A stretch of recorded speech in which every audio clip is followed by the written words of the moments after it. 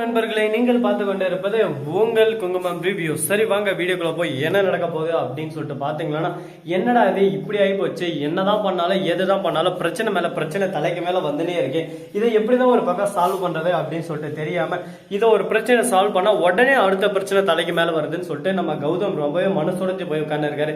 இலக்கியாவை எப்படியான காப்பாத்திடலாம் அப்படின்னு சொல்லிட்டு ஒரு கட்டமா இப்ப முயற்சி பண்ணி எப்படியோ லாஸ்ட் ஒரு கட்டத்துக்கு வந்திருக்காங்க. இப்போ வந்து தீர்ப்பு யார் பக்கம் அமையும், யார் ஜெயிப்பாங்க, யாருக்கு என்ன ஆகும்னு சொல்லிட்டு எதையும் கருத்து கணிப்பாக கூட சொல்ல முடியாது. அந்த அளவுக்கு ஒரு பக்கம் டஃபா போயின்னு இருக்கு. ஏன்னா பிரச்சனை ஒரு பக்கம் ரொம்பவே நீடிச்சு போயின்னு இருக்கு. எப்படியாவது இவங்களை தோக்கடிச்சிடணும், இவங்க எப்பவுமே வரக்கூடாது அப்படின்னு சொல்லிட்டு ஒரு பக்கம் ஒரு டீமு, மறுபக்கம் எப்படியாவது நம்ம இலக்கியா ஜெயிச்சு வரணும் அப்படின்னு சொல்லிட்டு நினைக்கிறதுக்கு கொஞ்சம் பேரு.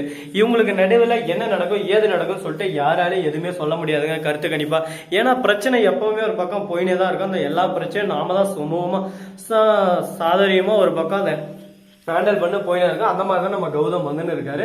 சரி, இப்படி ஒரு பக்கம் போயின்னு இருக்கும் போது கரெக்டா அந்த வீடியோ ஆதாரம் இருக்காரு, அது எப்படியோ ஒன்று போய் எடுத்துறாரு. எங்கன்னு சொல்லிட்டு பார்த்தீங்கன்னா அந்த டாக்டர் கிட்ட போய் டீசெண்டா கேட்கிறாரு, டாக்டர் நீங்க இந்த மாதிரி மிரட்டி தான் அவங்க கிட்ட நீங்க உண்மையெல்லாம் வாங்கிக்கன்னு சொல்லிட்டு நல்லாவே புரியுது. அவங்க மிரட்டி தான் நீங்க எப்படி இருந்தாலும் சொல்லிப்பீங்க. ஏன்னா இலக்கிய தெளிவா சொன்னாங்க உங்களை பத்தி நீங்க எவ்வளவு நல்லவங்கன்னு சொல்லிட்டு அப்படின்னு சொல்லிட்டு கேட்கறாங்க. ஐயோ என்னை விட்டுருங்க, ஒரு டைம் உங்க மனைவிக்கு ஹெல்ப் பண்ண போயிட்டு நான் பட்டதே போதும், என்னை விட்டுருங்க அப்படின்னு சொல்லிட்டு சொல்றாங்க. இதை கேட்டதும் நம்ம கௌதமுக்கு வேற வழி தெரியாம என்ன பண்ணலாம்னு சொல்லிட்டு மனசுடைஞ்சு வெளியே போய் நின்று இருக்காரு. என்னடா எந்த பக்கம் போனாலும் எல்லா கதவும் அடைஞ்சுன்னு இருக்கு, நம்ம எங்க தான் போறது, கடவுளே நமக்குன்னு ஒரு வழி இல்லையா அப்படின்னு சொல்லிட்டு மேல பார்த்து கீழே பார்த்து சோகத்தில் நின்று இருக்கும் போது, டேய் நான் இருக்கண்டா உனக்கு, நீ ஏன்டா கவலைப்படுற அப்படின்னு சொல்லிட்டு அந்த கடவுள் மாதிரி ஒரு பக்கம் வந்து நிக்கிறாங்க. யாருடா அப்படின்னு சொல்லிட்டு பாத்தியா, வேற யாரு நம்ம சூரு அப்படின்னு சொல்லிட்டு பார்த்தா, நம்ம சூரனா யாராது அப்படின்னு சொல்லிட்டு வேற யாரு, சிசிடிவி கேமரா தாங்க.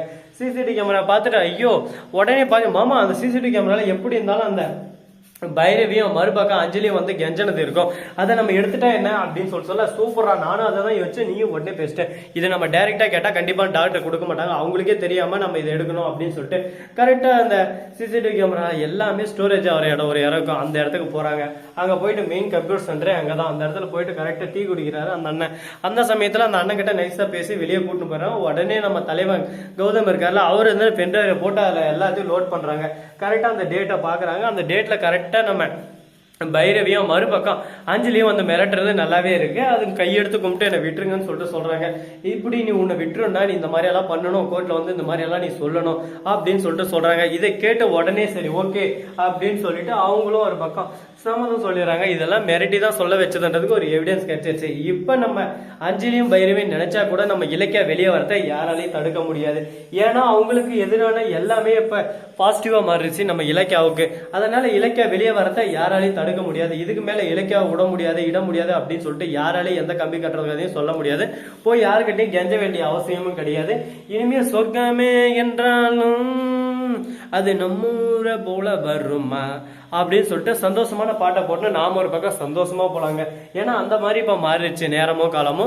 சோ நண்பர்களே, இந்த வீடியோ பிடிச்சிருந்தா லைக் பண்ணுங்க, கமெண்ட் பண்ணுங்க, ஷேர் பண்ணுங்க, டிங் டிங் பெல்ல தட்டி விட்டு போங்க. அப்பதான் நான் போற அடுத்தடுத்த வீடியோ உடனுக்குடன் வரும். மிக்க நன்றி. தேங்க்ஸ் ஃபார் வாட்சிங்.